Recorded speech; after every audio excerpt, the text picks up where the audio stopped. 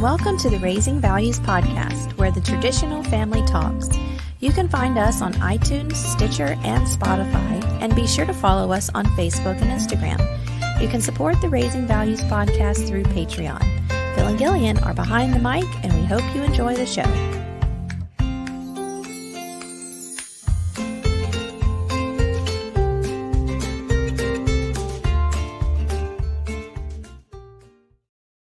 Welcome back to Raising Values. Good morning, everybody. Welcome to Raising Values. I had to make a very last second fix to the recording studio, aka prop up the corner of this so it wouldn't rattle the entire show. Very good. You fixed it. Awesome. So I guess we'll get right into it. Hang on. I got to get the banners up. There we go.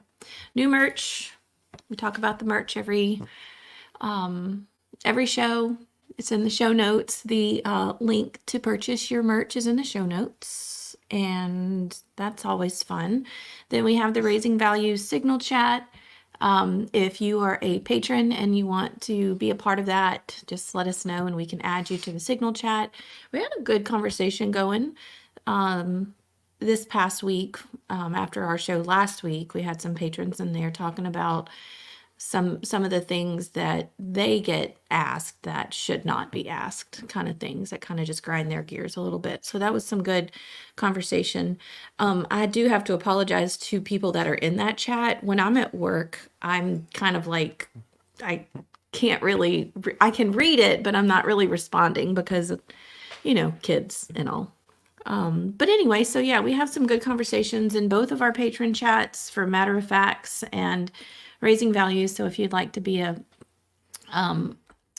part of that, just let us know. You also get to meet Stuart, who is in our comments right now asking us to pause while he goes to get another cup of coffee. Yeah, he said at 9:46 that he was waiting again. So you had plenty of time there, Stuart, to get your coffee. That's all I'm saying. No, we're not going to wait, but you've heard all this before, so you can go get your coffee. And that's it. That's it as far as business goes. So check the show notes for the link for merch if that's what you want to do, and support Tiffany and Chris and their small business. Their small business. So you could do that. And then, of course, the Signal Chat if you want to, join this group of hoodlums. Hoodlums. That's a good word. Hoodlums. I will say that the hoodlums that are in both Matter of Facts and the Raising Values chat are much better behaved in the Raising Values chat. It's a little more wholesome and less psychotic. Yeah, I would say that. We kind of tend to stick to what we're talking about on the show. We don't, so far, it's still fairly new and it's not a whole lot of people in there right now, but it hasn't gone off the rails yet, like Matter of Facts has, and has never gotten back on the rails. I say that with all the love in my heart for you guys and girls that are in that chat. It is muted, so you have to @ me, so I'll go in there and read it. Usually, though, I'm about 250 messages behind, so I have to go in and catch up. So if you want to talk to me in the MOF patron chat, you have to make sure to @ my name, so I'll see it. Otherwise, y'all are on your own. Enter at your own risk. So today's show topic is overcoming the fear of becoming who you are, which is a long way of saying being your authentic self. It's also a long way of saying not hindering yourself or the growth of yourself to become what you're supposed to be. And the backstory on this, without giving too much away, because right now, Phil and I and his sister and her husband, I was going to say her wife, but her husband, no, he's very much a man, have started talking very aggressively about an idea that Phil has had for a while. And this idea, I think Phil is shorting himself. I think his potential to take this idea and make it something even bigger and better than what it is the potential is there. And not only is the potential there, it's almost like a duh, like here it is kind of thing. And to kind of just give like a backstory, are you going to be mad at me today? No, Okay, are not you as long as you crying? don't interrupt me. Okay, don't cry. Are you crying? No, I'm Oh, I fine. thought you were crying. Okay. It's like, But I wait, will. we haven't even gotten there yet. Don't cry. But I'll kick you under the table if I need to. Okay, don't kick me either. Because everything I'm going to talk about today, I told you last night, but It's just hard to reach all the way across you and kick you in your not bad ankle. oh, well, So thanks. you know. Anyway, so how many years ago did you start Matter of Facts? 8 years. Okay, so 8 years ago, Phil started Matter of Facts with a purpose of sharing his knowledge of being a survivalist, being a prepper, being someone who plans for the future and plans for things that could come to pass that could be devastating. That frankly do come to pass. I mean, Well, yes, they do. A lot of things do come to pass. I mean, yeah, we just went through another one of those, the ports shut down because of the strike. And so everyone was out panic buying toilet paper again. What is the deal with toilet paper? Don't you know what a bidet is? Or toilet ladies, paper, milk, ladies that and have bread. ladies that have had children, a Perry bottle. They're $10 on Amazon. Just get a Perry bottle. You won't need all the toilet Now paper. there's going to be a run on those. Well, there was after COVID. Oh, So Jesus some moms were Christ. like, "Oh, I have my Perry bottle." If you don't know what that is, it's like a handheld bidet, and it's for moms who have had vaginal birth and need a little extra help cleaning themselves after they have a baby. They're amazing. And it's just super simple. Anyway, I'm blushing and you can see it on the screen. Anyway, so Phil started Matter of Facts 8 years ago because of something that happened down in South Louisiana where the floods shut off the interstate on two sides and people were stuck in the middle on the interstate, and they were there for hours. They couldn't get out of, away from their cars. They couldn't get off the interstate because there were two rivers in front and back of them. And they were helicoptering in supplies to these people. And I think my opinion is that Matter of Facts podcast has done an amazing job of spreading the word and getting the knowledge of how to plan for the future and plan for things like this. You, Andrew, and Nick have talked about all sorts of ways to survive and prep, and that's a word we're trying to get away from, is prepper, because it carries so many negative connotations. But how to just plan for these things. Phil has even written a book about, well, it was a fiction book, but you put some of those things in there. You put a lot of those lifestyle ways in that book, in your fiction novel. And my opinion is it's time to grow. It's time to do a little bit more. And this vision that Phil had when he started the podcast, it's like, check, you've done that. And you've reached it. It's like a game. I'm addicted to this game right now called Farmville. It's so stupid. But you have to complete different tasks and you get check marks. And after each check mark, you get coins, or you get cash, or you get not real cash, but cash to build your farm and build your city. And that's kind of what I see for you, is that you've now checked off this task list of things that you need to do. You've attended prepper camp. You've talked to hundreds of people. You've had them on your show. You've been invited to be a guest. You and Andrew, and I don't know if Nick has. Yeah, Nick has too, on other people's podcasts and shows and all that stuff. And what I think has happened is it's kind of gone stagnant. You've reached who you're going to reach. And like you said last night, you're kind of in an echo chamber now. And so, can I talk about the idea? Sure, I guess. I yet? mean, I've already talked to the patrons about it, just kind of high level, Okay, so not all the details. not all the details.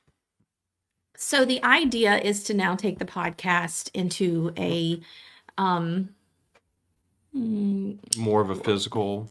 physical setting where we're meeting with people and talking to them and teaching them about this lifestyle. And it's not just on a social media platform, or you're not listening to it just on a podcast. We're actually going to have a physical location where you can come in and talk to experts in this, all the different knowledge that you need to learn about this lifestyle.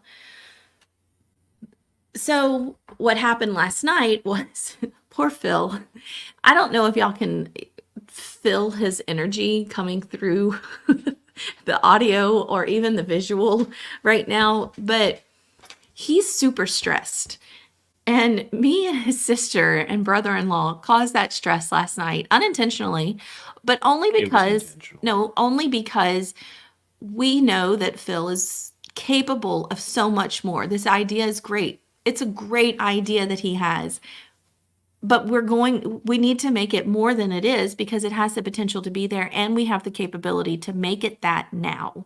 And so with the support of the three of us, we think that you could take this and really do something with it and stay true to your mission, which is to get the knowledge out. No longer gatekeeping this prepper lifestyle, this survivalist lifestyle, because there are a lot of gatekeepers out there. And reaching as many people as possible so that they're prepared for whatever happens, even if it's just the knowledge of a Perry bottle versus running out of toilet paper. You know what I'm saying? Like, just having that knowledge. And so last night, of course, or yesterday, of course, I'm still without a topic for the show, because that's just how my life is. And I'm sorry for that, but that's just how it is. So I didn't have a topic. And as we're sitting on the back porch last night and we're discussing this idea and how we can make it grow and all that stuff, I could see my husband shrivel a little bit more into a stress ball, because it is a big task, what we were saying. And what I always say about anything in life, and what I certainly say about starting down this road of survivalism and prepper and all that stuff, is how do you eat an elephant one bite at a time? An elephant is huge, but you can eat it one bite at a time. And so this task, this dream that you have, this potential that is there, is an elephant. It might even be two elephants, but we're going to eat elephant one bite at a time just to see it happen. And so I said, Phil, why don't we talk about overcoming the fear? Because there aren't many times when I've seen you scared, and this scares the hell out of you. Well, I mean, it's not just wanting to, because I feel like with the podcast, we've tried to break down the stigma of preparedness. We've tried to normalize it. We've tried to show people that,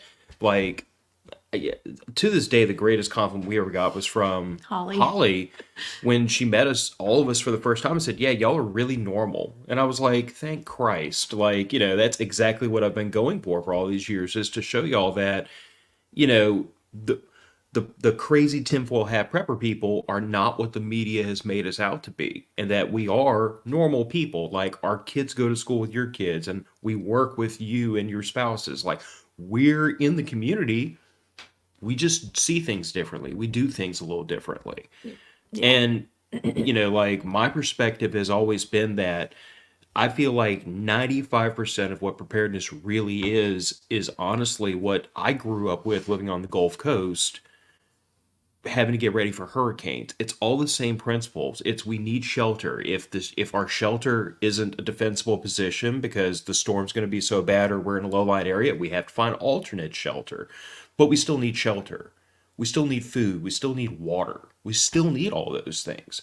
The only difference between my viewpoint on the world and the person who just leaves it to chance is I'm not willing to leave it to chance. So I plan for plan A and plan B and plan C. And if I run out of all those plans, then we get to the point of improvising things. Mm-hmm. But I have fought really, really hard with the podcast over the years. And Andrew and Nick have fought along with me to try to make sure that this podcast stays in this lane of this is supposed to be normal stuff. Yeah. We're not talking about zombies. We're not talking about the end times and the rapture and, revelations. We're not talking about, I don't want to call it crazy stuff, but we're not talking about things that are unlikely to happen. We're talking about things that are guaranteed to happen. Right. Like when I talk about getting ready for a natural disaster, just because you didn't have a flood today doesn't mean somebody in the world didn't have a flood today. Like just because it wasn't your turn to get screwed today, somebody else's was. Mm-hmm.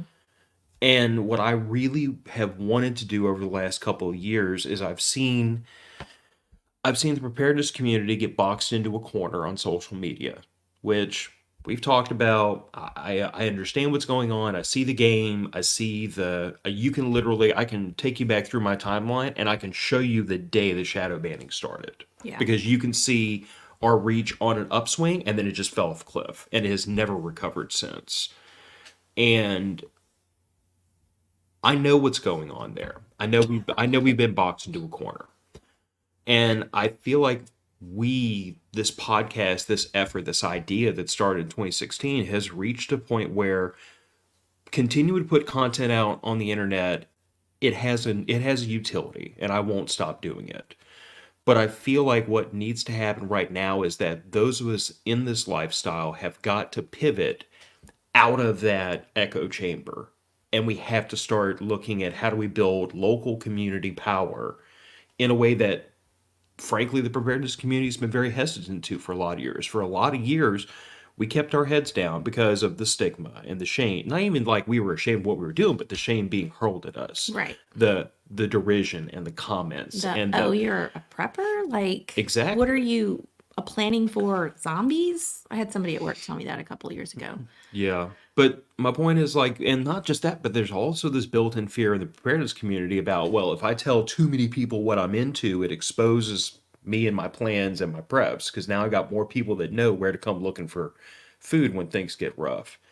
And I feel like we in the preparedness community have got to kind of bet the farm. Mm-hmm.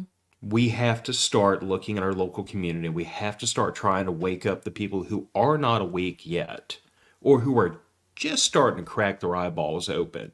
And we have to start getting them engaged. Stewart, who I hope is still watching, he said it best. The day after Hurricane Ida, we had a tree in the front yard and a tree sitting on the house. If we lived in the Houston area, I would have had two men in our front yard the next morning with chainsaws ready to help me rip it apart. Mm-hmm. Instead, I had this group of neighbors who were not a ton of help. Well, some of them weren't even here. Some Evacuated. of them weren't here. Most of them are not physically able. Mm-hmm. And the ones who are physically able sat in their house, not my problem. So it's one of those situations where it's like, yeah, the day after Hurricane Ida, I was hurting. We were in bad, we had our basic needs taken care of, but we did not have the tools or the manpower to overcome what was in front of us until your sister and your brother-in-law came from North Louisiana to save us. And Stewart's right. What we need, what the preparedness community needs, is that 911 call you can call, and it's people within 15 to 20 miles of you who can show up on your doorstep when things are bad. Mm-hmm. And we all need that. We all have to have that. Because the day after a hurricane or the day after a flood, what I've seen going on, and we're actually talking to Eddie on Matter of Facts podcast this Thursday about North Carolina and the flooding up there and the disaster response and all of that. And like, I guess my point of view is it's like the day after something like that happens, you have your family, you have your neighbors. That's it. FEMA's 400 miles away in Washington, D.C. They haven't even figured out how to get to you yet. All these civilian relief organizations, which God bless them for doing what they're doing, they're not there yet. Mm-hmm. And even when they do get there, they're coming in basically with their hat in their hand, trying to pull donations in behind them while they're coming into the area to try to help. But the people who are already there are you and your neighbors. And if you and your neighbors have an agreement to pool resources, and if you have enough people in that mindset that you can engage, you can start fixing problems very quickly. You can start helping each other very quickly. So that is kind of where my mindset is now, is that putting this content out in the internet, it is waking people up slowly. It is bringing people in, and that has to be something we continue to do. But what also needs to happen is that we all in this community need to start reaching out and building those local mutual assistance groups, because we're going to need them one day, and they're going to need us. There are people in this community who would really benefit from having the crazy tinfoil hat wearing people on their side if they're willing to pool resources with us and we're willing to kind of help each other out. But I don't know where they are yet. I don't know who they are. They're keeping their head down just like we are. So that's kind of what provoked me down this path. And what I'd come to the conclusion of was probably the best way to do it, honestly, was, I mean, short of putting out a sign on the road and seeing if anybody would call a phone number, was literally just to put on our own little preparedness event. And I have some very specific ideas about how I want to run that event. Frankly, it's going to be a 1 day, very streamlined event. It's going to be the kind of thing that is a light enough lift. We could host that event multiple times a year in the local area because of how close it is to our home and everything. And that's kind of the whole point of doing this, is that these events have got to start taking place close to the people that are in this lifestyle. Like, if you are the only person in the preparedness lifestyle you know within 20 miles of you, you might want to consider doing something like this, because it allows you to pull those people in and build that network and start to get to know those people, because we're going to need them. I'm sorry. I just had an idea and I want to put it down before I forget. So keep talking. Okay. Well, and the thing is, so that was the seed that started this topic. And Don't forget to write down whatever you were going to write down. well, I was giving you something to talk about while I wrote it down.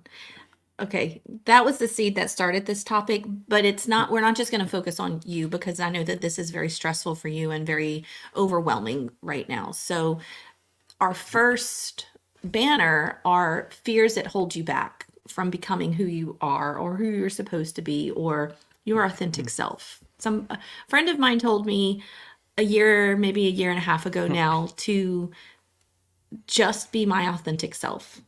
I know that took me about 6 months to unpack. What is my fear? Who is my authentic self? Who am I? And then you wrote down a bunch of fears that hold you back from becoming your authentic self. I'm going to write down this idea really quick. Okay.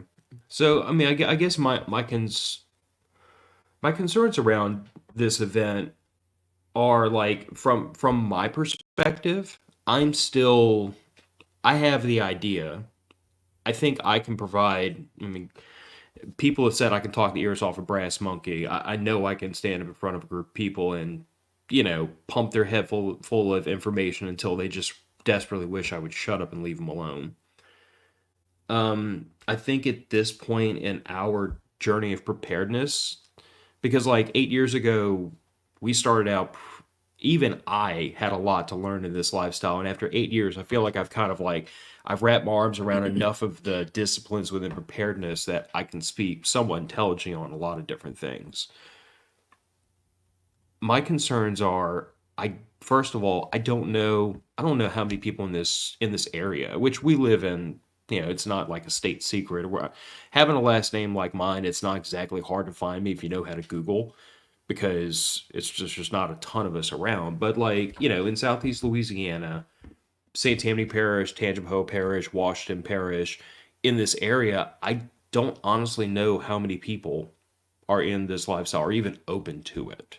So that's on the one hand. I don't know if we do this one time and we say, you know what? Nobody showed up. This avenue we're pushing down may not be the way to go. Maybe we need to step back and reformat. I don't know. So that's one thing. The other thing of it is that, like, I had originally started down this road, and again, bearing in mind that the idea is that, yes, I want to run a local event for the people here because I feel like we need them to start getting engaged.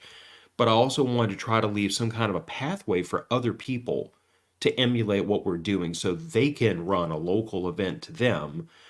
and do their own thing, and like, the mission spreads itself kind of thing.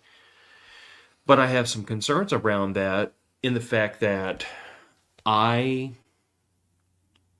I am worried that if we do the work, if we build this in something like a brand, then somebody takes that brand and does something with it that would really piss me off. Because the things I don't want is I don't want this to become a big corporate interest. I don't want a lot of money in it. I don't want a lot of vendors. And I don't, I worry about what we're trying to do here becoming hijacked by money and by other interests. Yeah. Because that's not the point here is to, fill up a vacation fund for our family. That's not what we're doing here. That's not why that's not why I started the podcast. I worry that if enough money starts changing hands, the message is just going to get lost. I But know I would resist that, and I think you would, but I worry that if we start spreading this to other people and say, hey, look what we did, you can run one of these events too, they take our name and then they turn in something big and corporate that I don't want it to be, and then my name's still attached to it. And or now all of your intellectual property has been stolen because there it was a free for all kind of thing, and you've done all the legwork for someone else to take it, and now they're making hand over fist. The message is getting lost, and your dream has now been snuffed out because somebody else came in and took it because you did all the legwork. That's my fear. But you had a list of fears that you read off to me before the show started. you'll have to talk while I dig that list back up. Okay, so I think, yes, we're using your idea as an example in this. And I don't want you to say too much because it's not even, we haven't even, we've done like one step in the whole process, and or maybe two or three. But anyway, the fear of becoming your authentic self, there's so many different fears. It's the fear of what people will think, what people will say. Maybe you lose friendships, maybe you lose family members, maybe becoming this person is scary for some people. That's, I always tell my sister that some friendships are seasonal, that sometimes your friends, you will have people come in and you're in and out of your life for different seasons. And that's not a bad thing. Those people were there for a reason. You were in their life for a reason. And then that reason has been met, that another tick mark has been checked off. And it's time to move on. Maybe you've grown from that. Maybe you've learned more about yourself to become more of your authentic self. So those are some fears that I was thinking of, but then you had some too. And I Yeah. said some of those. Well, and my perspective on the whole like fear of losing friends is if me being true to myself makes me lose friends, have fun burning that bridge. I'll hand you the matches. Like that sounds very flippant, but like that's always been my personality. It's if you're not going to be if you don't want to be friends with me because you don't like who I am, cool beans. My life will continue on. Like it sounds like I'm trying to put on front, but you know me better than that. Like I legitimately do not care. I need very few people in my life to be happy. But then there are people like me who value friendships. And the older I get, the less I care. It's like there's this, I always go back to the memes. There's this meme going around right now, and it says, if you died today, who are the 6 people carrying your coffin? And it pans over to this one man dragging a coffin down the street, and he goes, my husband better be lifting weights or something because he's the only one that's going to be carrying my coffin. So I'm at that point in my life. Like I have friends and we have our community. Well, but don't misunderstand it's not that I don't value friendship. I define it in such a way that if me being me causes me to lose that friend, you just told me we were never friends to begin with. Or that person, like that person was a seasonal friend, that was, you two needed to be friends for that amount of time for whatever purpose you got out of that friendship. And now it's time to move on. Not that you weren't friends. Of course you were friends. We define friendship differently. We do a lot of things differently. Opposites attract. All right, so I had to pull this out of the show notes because that's where I put them instead of making them into banners. But, you're welcome to fire your podcast producer if I'm not doing an adequate job. He's so moody today. You're so moody. Why don't you read your list, Moody McNuderson? So, and this doesn't all apply to like our specific situation right now, but like fear of judgment is a big one. A lot of people are very concerned about how are others going to view my decision? How are others going to view if this is like a change of lifestyle? A lot of people are very concerned about how do other people view this? How do my parents view this? How do my coworkers view this? How does my husband or my child view this?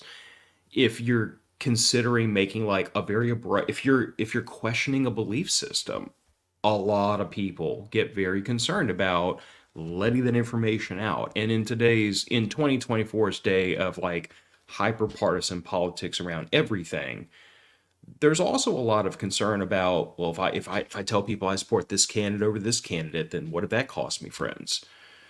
Or if your core values change. Which, frankly, that happens. I mean, mine have in the last year. I think everyone's core values are supposed to evolve with age, because how would they not? The difference between 21-year-old Gillian, 22-year-old Phil, and who we are today is it's a mountain. Mm-hmm. We've changed. I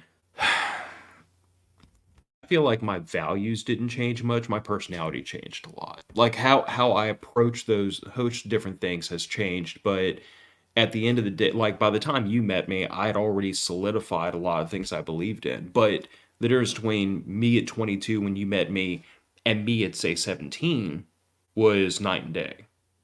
And see, I thought that I had some very core, like structural things in my life solidified. Until you start questioning them. Until I started questioning those values and those thoughts and that upbringing and things like that. And then I started going, well, I don't know if I believe that so much anymore. I don't know if that is really me. I don't think it's at least not my authentic self at 40, almost 41 years old. Was it when I was 21? Yeah. Was it when I was 35? Yeah. But it's not who I am anymore. And I think you have to give yourself, and that's what I have been struggling with, is giving myself the grace to be able to break away from those foundational elements that I grew up believing in and saying, this is okay. You're not going to hell. You're not going to die. This is okay to break those things. And yet, like, the ability to question those things is in itself one big difference between you and I, because you were taught not to question things when you were young. Absolutely. Whereas I can remember my dad at a fairly young age, like telling me, you have to question things. You have to make your own decisions and figure out your own path. But my dad's point of view was, at least from what I recall as a young man, was always like, there's going to be a day when I'm not going to be there with you. I'm not going to be holding your hand. I'm not going to be talking to the police. I'm not going to be talking to the judge. Like, no matter what the situation is, there will be a day when you're a grown man and you have to accept the consequences of your actions by yourself. I cannot be there to get between you and what's coming your way. And because of that, you have to figure out how to make your own decisions. You have to figure out what lifestyle you want to lead. If you want to be a good person or a bad person or a calm person or an angry person. I mean, like, my dad was even putting this in terms of like just found like way beyond values or beliefs, but like the personality you choose to exhibit has an impact on how people treat you. You have to figure all that out, because I'm not going to eat the consequences for you. I can't. You're going to have to deal with it one day. So because of that, I wouldn't even say I was like allowed to question things. I was told, you have to question these things. This is what I think is the right path. But you have to ask yourself, is that the right path for you? Because I can't decide that. See, we were told to question certain things. Like, you could question certain things. You could ask those questions, but you absolutely never, ever questioned religion. You never questioned what the preacher said. You never questioned what the Bible said. You never questioned, it is what it is. And if you question it, then you have fallen from grace, or your relationship with God is not where it should be. And what have you done? Why have you broken that relationship? Don't you trust the Lord? All that stuff. And so it was always fear-based to not answer questions, because I mean, I was even told, and I think I've said this before, I was even told as a child that if I didn't pray a certain way, God was not going to listen and hear my prayers. And so I could still remember and see my Sunday school teacher's face when she was telling me that, and the fear. And I just started crying in Sunday school thinking, I am 12, 13 years old, and God has never heard my prayers because I didn't pray a certain way. And I just thought, I'm going to hell. I'm literally going to hell because he's never heard my prayers. I'm saved. I was raised Baptist. I'm saved. I've been baptized. But it doesn't matter because he's never heard my prayers. And I went home and I questioned that. And I was basically told, well, what did your Sunday school teacher say? And I was like, oh my God, I'm going to hell. I'm literally going to hell. And so I guess cat out of the bag a little bit. So this year I have been super brave enough to start questioning those things. It took me 40 years to begin to heal from the religious trauma. And I know that that's such a Trauma is such a word right now, and I get that. But it definitely was there. My life was lived with this, even in my 30s, and I lived this life of fear. If I still didn't do something, or if I didn't go, I would cry on Easter Sunday when we didn't go to church. It took me a while to be okay with myself to say, okay, well, now we've gone to 3 different churches in this area. We've been treated like crap at each one of the churches, and now we're not going to church. And so it took me a long time to be okay with the fact that, well, we'll just worship God how we worship God in this house, and it'll be fine. And then, then I have to start questioning all the things that I was taught in the Baptist church of, well, if you don't go to church, you're not worshiping with other Christians and blah, blah, blah. And so it doesn't count, kind of thing. It just doesn't count. You can't worship at home. You have to be with others. I don't know. bro. I'm not trying to downplay anybody's religion or beliefs. I can tell you that in regards to this show topic, it has taken me, because it's still a process, because I still go through that, oh, that's not what I was taught, and I have to really question whether I should do this or not. But I've broken away from a lot of those chains of just oppression from the way that I was raised. And so that is one of the areas that I have become my authentic self. I have broken away from a lot of those things. I have questioned a lot. I have done research upon research upon research. I've talked to different people. And I am now better for having questioned those things, because I feel like as a child and as an adult, I felt like there was always something behind the curtain. Like there was something back there. And we weren't supposed to see it in this lifestyle that I grew up in. Wizard of Oz vibes. Very much. And you weren't supposed to see it, but the truth was back there. But you couldn't touch it because you're just a lonely little, whatever. And only certain people got to see the truth or hear the truth or whatever. And so it was almost like I'm very visual in my head. It's almost like Dorothy running up to the curtain and exposing, the Wizard of Oz, quote unquote. I thought it was Toto that drug the curtain back. Yeah, but I mean, Dorothy was there. So yeah, oh my gosh, you and your authentic self. Anyway, that's been what I have been working on, is becoming my authentic self in my religious and spiritual life. So keep going. I'm not done yet. Quit trying to rush me. Somebody come get this man.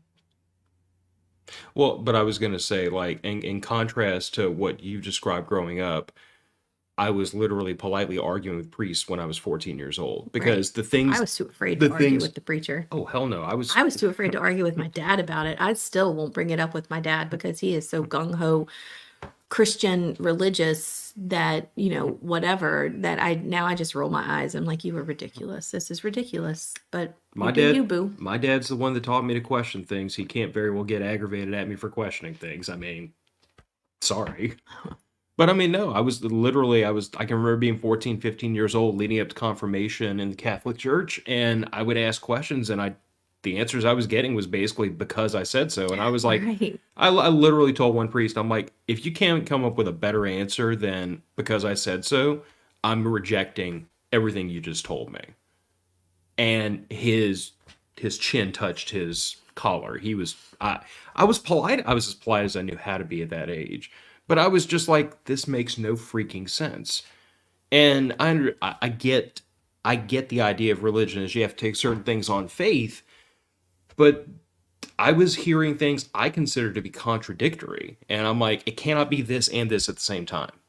It cannot be. And if you're telling me it is, then there's an explanation I'm missing, or I'm looking for understanding. I'm not looking to be told, shut up and do what I said. Because my parents can tell you that never worked well with me growing up as a child.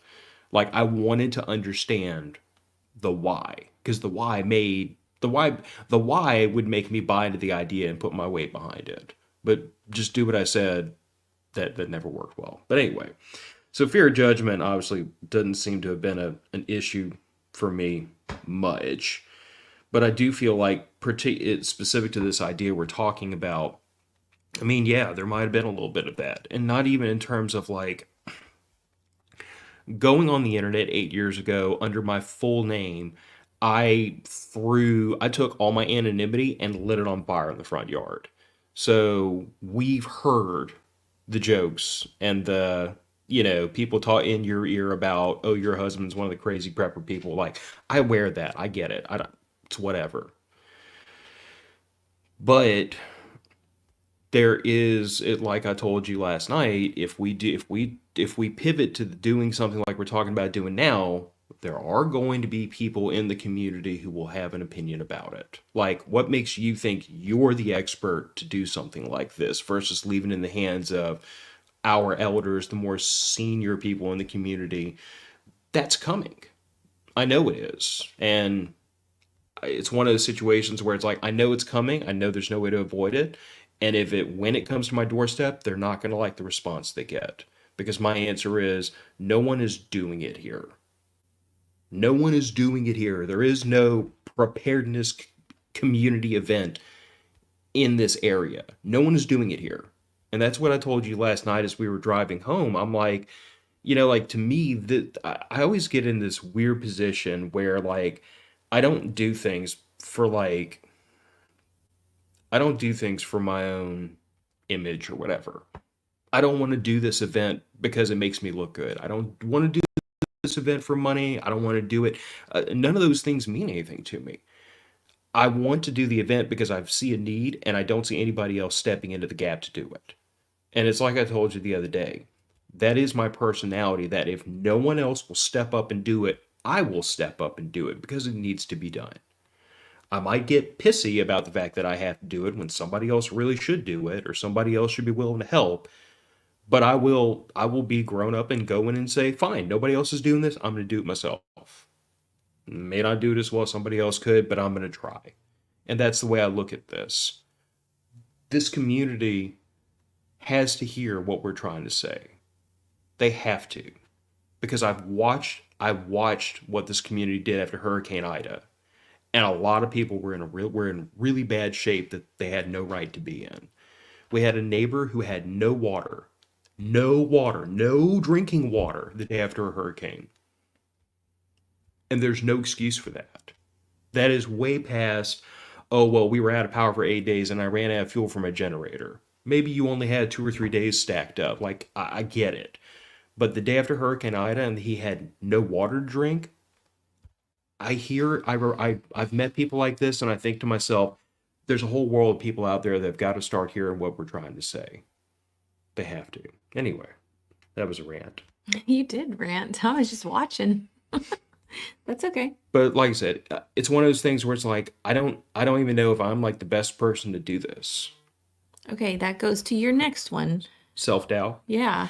Yeah, I don't know if I'm the best person to do this. There's probably somebody out here more knowledgeable, more of a subject matter expert in specific subjects, maybe with a broader base of knowledge. Maybe they just have more contacts than I do. Like there might be somebody out there that could do this event and could pull in 5 or 6 super knowledgeable people and have better information, have a better event, do it better than I can do it. But they're not doing it.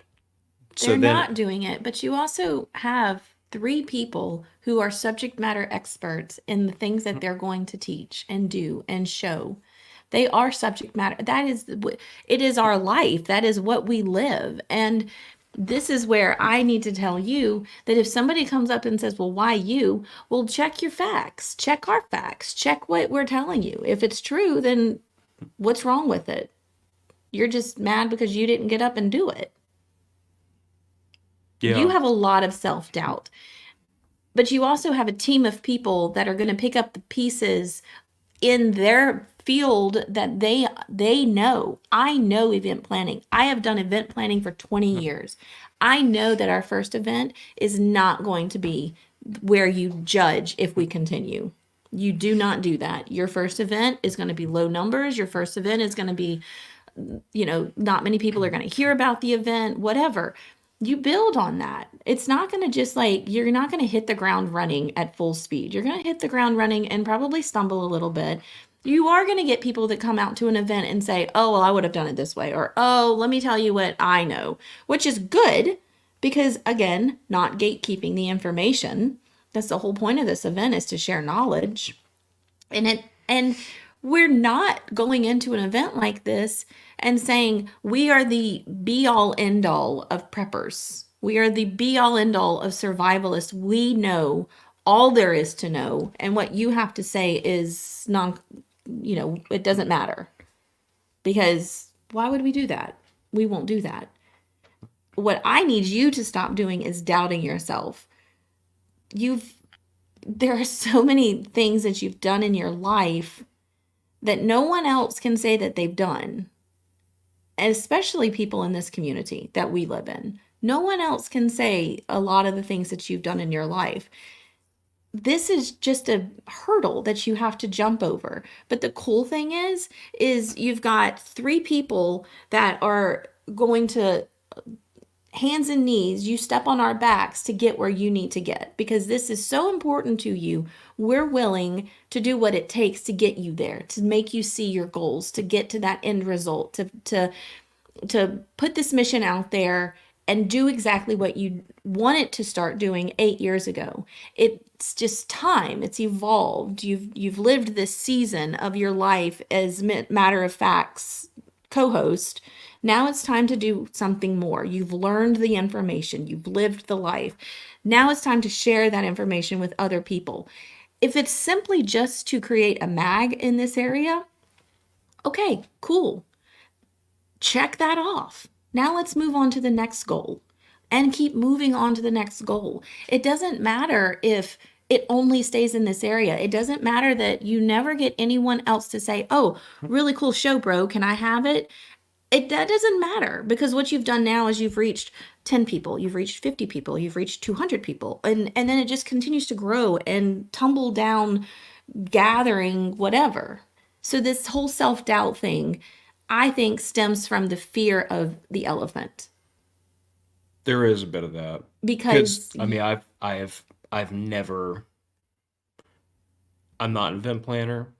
I mean, I do project management a ton for work. And matter of fact, that's what I'm probably gonna be doing this afternoon is working OT for my full time job. But I mean, I do project management, so I get the principles involved in like putting things together and making them make sense. But I've never worked for or started a 501(c)(3). I've never worked for a nonprofit. I've never written a grant. I've never done. oh, hi. Hi, let me introduce myself to you. I've worked for nonprofits for 20 years. I've probably wrote that many grants in my life and had that many events. Nice to meet you. But it leads to the next thing. Your self-doubt is leading to self-sabotage. I'm afraid what's going to happen is you're going to get so muddled down with your self doubt that you're going to self sabotage yourself. You're already self sabotaging yourself by saying this first event is not going to be anything. And, we're probably only going to get 5 Crayon eaters. crayon eaters. We're going to have a basket of crayons out for snacks. My Crayon eaters. my Marines out there, I love y'all, but crayon eaters. We're going to have 5 crayon eaters at the event. It's not going to amount to anything. And what I'm saying is, well, first off, don't doubt my marketing skills. Don't doubt me getting out there and spreading the word. Don't doubt what I can do for an event, because that's what you're doing. You're saying this isn't going to work because whatever. But what you're really saying is, I don't believe in my team right now either. I don't believe that my team's going to make this work. Okay. Well, and some of the things y'all were talking about last night was, I understand y'all were saying this was like years and years and years down the road, but I can't see it yet. I know. You I can't. can't see it. I think we can run a local event. Um, I guess we'll just have to kind of hold our breath and see But what it ends up being. self-doubt leads to self-sabotage. And those are I guess fears that hold you back, because once you start talking negatively about yourself and your abilities to do something, that is when you start saying, I just don't think I can do this. I don't think I'm going to do this. I think this is too much for me. And then you're no longer, you remain stagnant. You no longer push yourself to do something greater. And I'm not talking about your event and your idea. I'm talking about in general. This is like an everyday kind of thing. Like, you should meet challenges. You should want challenges, because then you just get stagnant. And this is a new challenge for you.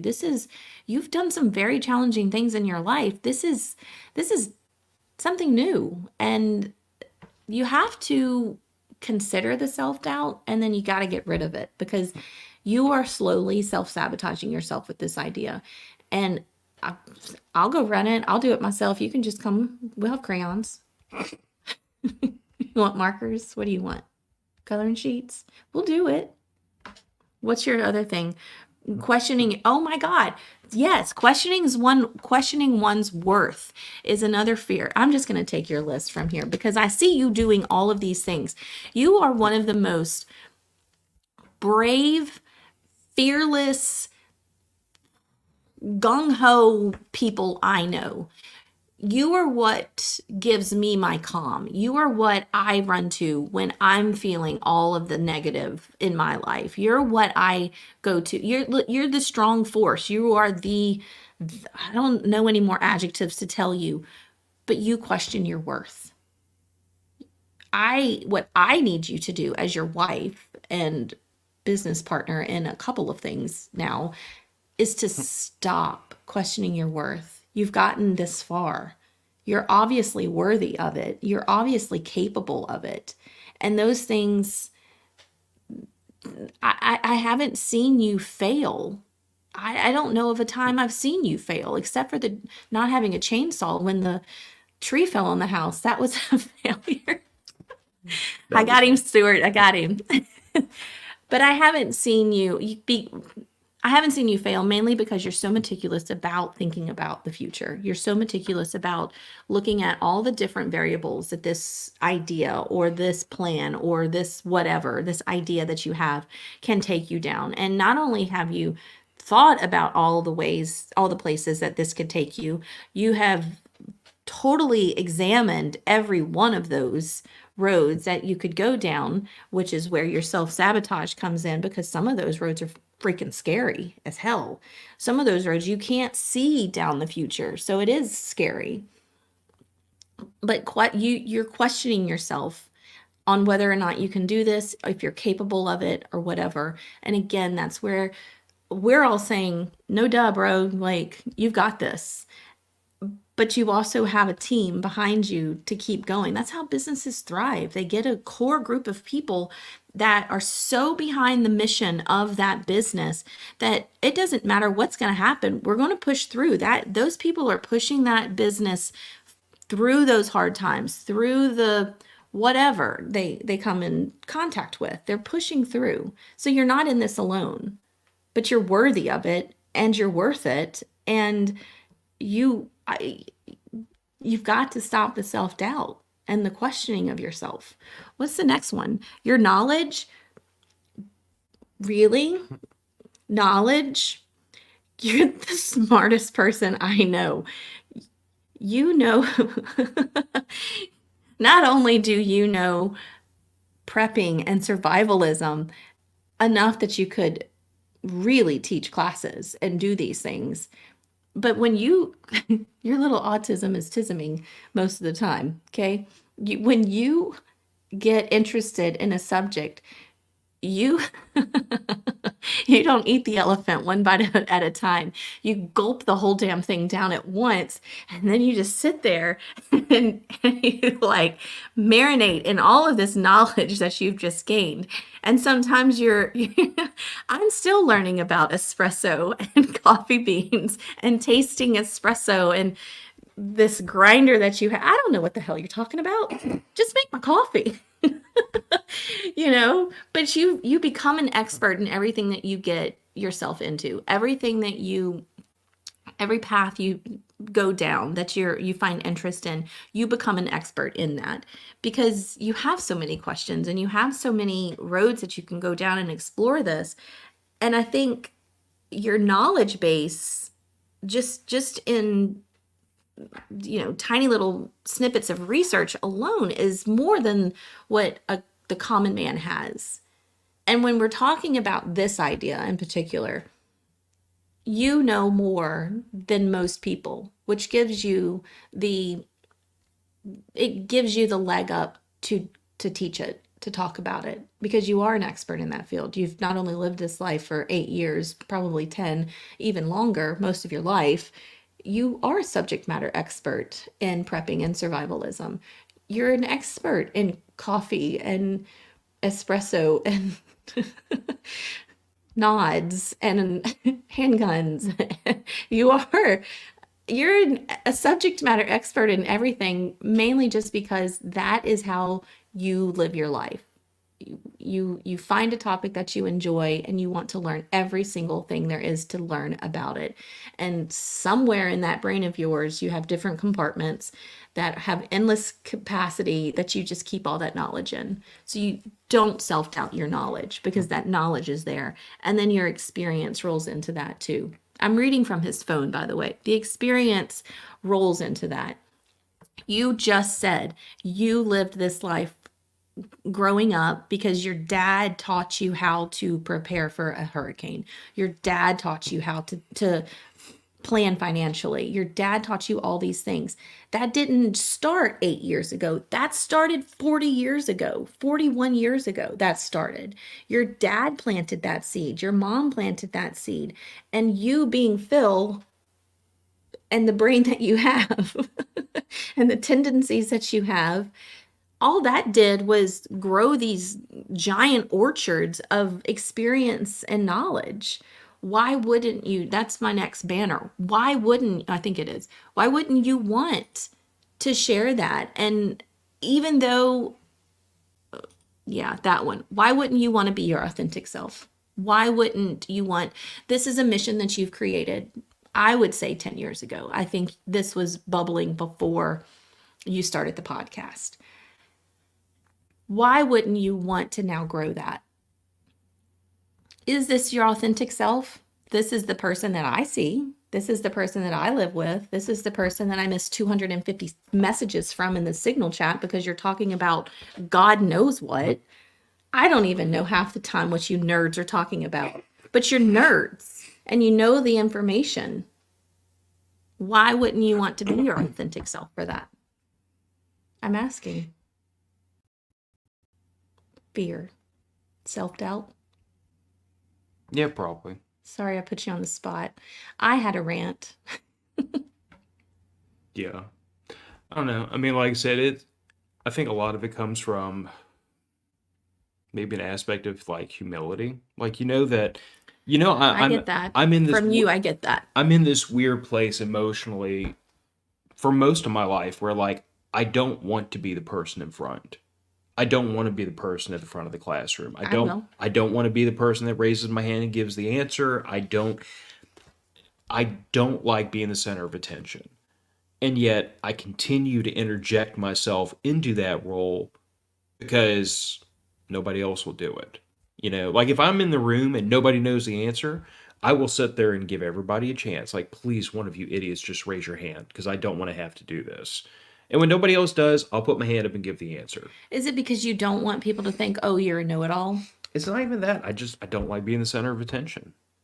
I couldn't tell you why. I've never like psychoanalyzed it enough. I don't like being the center of attention. I don't like being what everybody focuses on. But I find that if, like I said before, if nobody else will do it, fine. I will begrudgingly go and deal with it myself. Because I have this deep-seated feeling like it needs to happen. If nobody else is going to step up, then I'll go do it. And the rest of you can all sit here and wonder why y'all didn't do it. But I don't do it because I'm looking for notoriety or glory or anything else because I don't want that. I really would like to be the person that just like, like leave me alone in my little room with all my books and my nerd shit and just let me be a happy little introvert nerd like I am. But I find that if no one else will step up, I feel this pull like, okay, Phil, it's time to, you're an introvert, put that aside. You're a nerd, put that aside. This needs to get done. And I'll go and do it. And then go right back to my happy little nerd place afterwards. And that's the way I see this. I would be just as happy if somebody else in this area like called us and said, hey, I want to do this event. And I would immediately say, why don't we help them do it? Like, why don't we pull resources? Like, it's not about, I want to do this so that I'm the one doing it. I want it done. If nobody else will do it, then we'll have to do it ourselves. So I feel like that's a lot of where I'm at. It's like, I cannot describe to y'all how weird it is. Because I've even I told somebody this at prepper camp 2 years ago about how I was like really painfully shy and I'm an introvert and all that. And they literally looked at me and said, you're a podcaster. You stream to the internet now twice a week. How are you an introvert? Like, how are you shy? And I'm like, because when I'm doing this, I'm literally talking to you. Mm-hmm. All of y'all out there in internet land do not exist right now. They don't. They can't. Except for Stuart, who's probably commenting right now. Yep, it's Stuart. And see, Stuart says that his authentic self is an a-hole, but I'm going to tell you that he has probably one of the bigger hearts of most people I've met. Oh yeah, that you're not an asshole. I mean, no, that's not true. He has that within his deck of cards. He has a full hand of trump cards that are all called "I am the biggest a-hole you've ever met" that are just in his hand at all times, ready to play. But he does it selectively, whether he wants to admit that or not. But like that's me. I am an introvert and a nerd, and I am shy. And when I'm podcasting, I'm not talking to the internet. I'm talking to Nick and Andrew and maybe a couple of people, and I can deal with that. But I'm not going to lie, part of what has me so concerned is the idea of like, what happens if this ends up being me standing in front of 100 people? I'll do it. I'll probably have an emotional breakdown afterwards. Really? I'm not. I don't know how else to tell you. I'm No, I get what you're saying. I get it. I didn't realize that you had that much fear of speaking in front of people. I can tell you from experience, it's someone who has spoken in front of groups her entire life. Maybe I shouldn't say this. But here's the thing of it is I have done it. I did it. I mean, I did it at your 40th birthday party. I've done it. You did really good too. And then you spanked me on my ass. But like I've done public speaking. I've stood in front of groups of dozens, even hundreds of people before. I've given presentations to like heads of the agency I work for. I've done this before. I'm not comfortable with it though. I probably never will be. That's okay. So I know we're kind of over a little bit, but if you go to that other banner that we skipped, ways to overcome those fears, the more you do it, the easier it's going to get. Yeah, 42 years of life experience has proven that that's not working. But okay, hear me out. In this instance, in this one instance where we're talking about your idea, your event, you're going to teach the same material over and over again. I'm going to picture the audience in their underwear. You can do that. But what I was going to tell you and what Actually, I think will help. I might not. Please don't. What I was going to tell you and I think what will help is the larger the crowd, the easier it is to talk in front of them because they become one blob. I would give chats in front of the Gulf of Mexico exhibit. And during the summer, the crowd were in the thousands. They were at least in the upper hundreds, 3, 4, 500 people were sitting in those bleachers when I would give those chats. It was easier to talk in front of that crowd with the Gulf tank behind me than it was to give the penguin chat to 15 people because now those people became faces. Those people were no longer a blob. They were all looking at me and I was looking at their eyes and I could see that they were looking at me. But it got easier because every day I'd have to give that penguin chat twice a day. And I would give that Gulf chat once a day. And every day it got easier and easier because not only did I start to believe in myself that I knew the information, that I wasn't going to just spout off some crazy information about a shark or a sea turtle or whatever. I learned the information. I learned my speech. I then remembered, God, I can just look above the crowd. They're really not looking at me. They're looking at whatever's behind me. And in a way, that's going to happen with any of these classes because while you don't want technology involved, and I get that, there will be things that you're showing or doing while you're teaching those classes. And I think one of the ways to overcome this fear is to just do it. I think you will feel so much better once we get the first event done. And then you leave it all to me. I know how to run an event. I know how to get an event going. That's been my career for 20 years. I get it. I know how to do it. Don't worry about that. You tell me what you need and I'll do it. Same with your sister and brother-in-law. You tell them what they need to do and they're going to do it. Yeah. I've had quite the therapy session today, but not for me. Ha ha. Your turn. Tag, you're it. So, yeah. I mean, I hear what you're saying. I don't disagree. I think what we have planned is something within our capabilities. I think what has me so bound up is looking down the road y'all are looking at when y'all talk about growing it and making it so much bigger than I'd originally, thought. And yeah, I question if this can go there. I question if I'm the one to bring it there. You are the one to bring it there. Well, you are. It was put in your brain and your heart to do this. You're the one to bring it there. And you can, and you will, and you have support. Not only do you have the three of us supporting you, but I guarantee you, once you kind of break the news of what we're talking about to the patrons, you're going to have the support of those people too. Anyway, it is 7 minutes over our time of our therapy session today. Thank you for tuning in for that. Maybe it's a good thing Eddie's going to be on your show on Thursday. Maybe you should get a pre-show with Eddie, an actual therapist, not me. Anyway, thank y'all for joining us today. I think this was kind of an intense show. I didn't go into this show to really discuss in details the direction that our family is going. And I think all will come out eventually of, what we're discussing here today. And you'll all know about it soon. But anyway, thanks for being here. Thanks for listening and watching. And have a great rest of your week. And we'll see you next week, I believe. bye, everybody. Yes. Bye.